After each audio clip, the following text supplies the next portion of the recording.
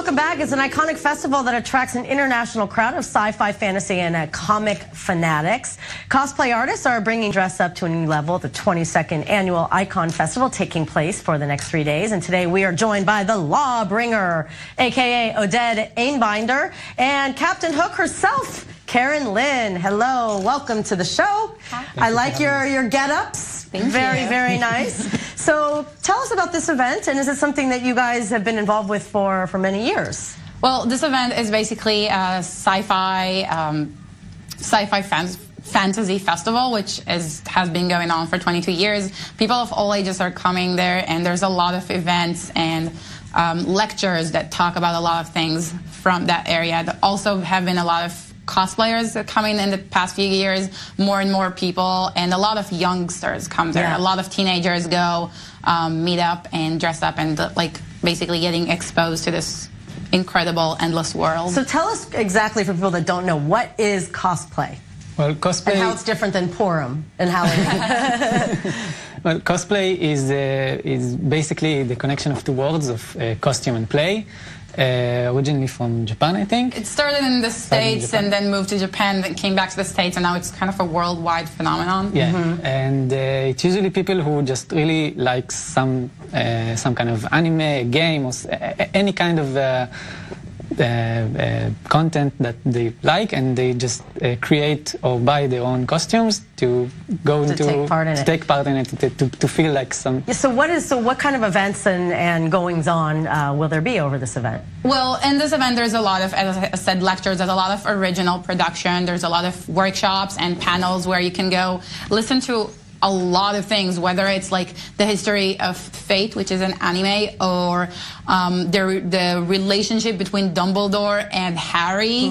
And basically it goes from, it varies. There's just so many events for kids, for adults, for teenagers. You can also go to role-playing session, like to a D&D, Dungeons and Dragons. There's just really endless amounts of fun there. Well, and thank goodness Dungeons and Dragons is still relative, because that's been, a game that's been a cult favorite for, what, 40 years, something like this? I think that's what started the festival, and that's like the original crowd, and it just grew from there to extreme.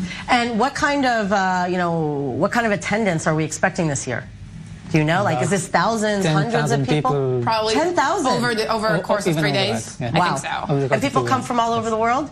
No, mostly from Israel. I don't think I've seen somebody from outside the country. There's sometimes they bring a guest. This year, I'm pretty sure she's an author, and Lackey, if I'm not mistaken. They brought her from abroad, but that's pretty much it. They don't really have any other people from not Israel. And how many of the, the enthusiasts here in Israel, have, flown over to San Diego, New York to take part in Comic-Con? It's a dream, but not yet.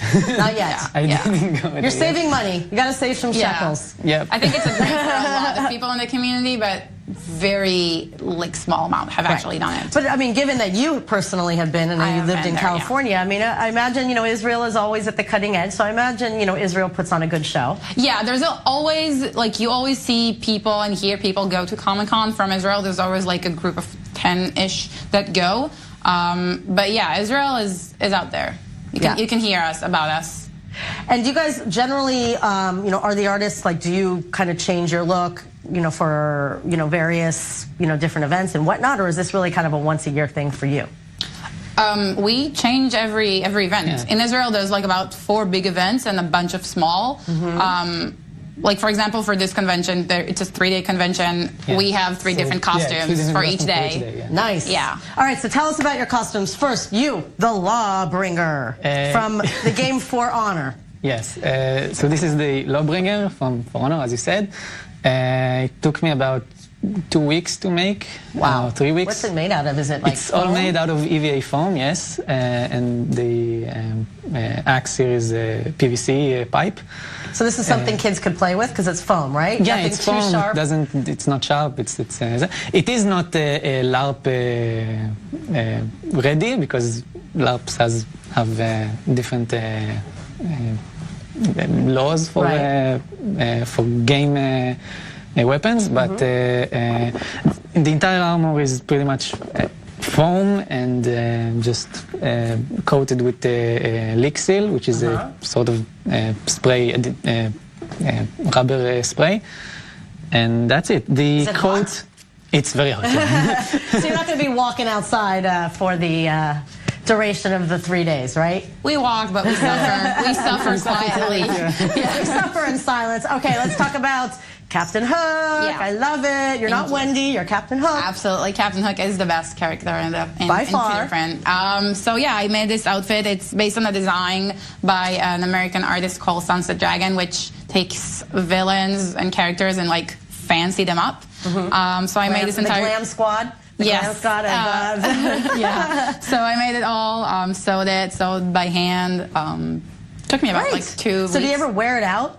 No, not regularly. I mean, I have maybe one piece that I wore, but it's not just really regular clothes that you can just wear out. It's kind of really abstract. It's provocative. Yeah, it's abstract. You gotta find the right audience for the outfit. Thank you guys both so much. Thank you. And the event is going on for, wait, I have the date written down. It's going on for the next 3 days. Today until the 27th, until Thursday. Okay, fantastic. Thank you guys. Thank you.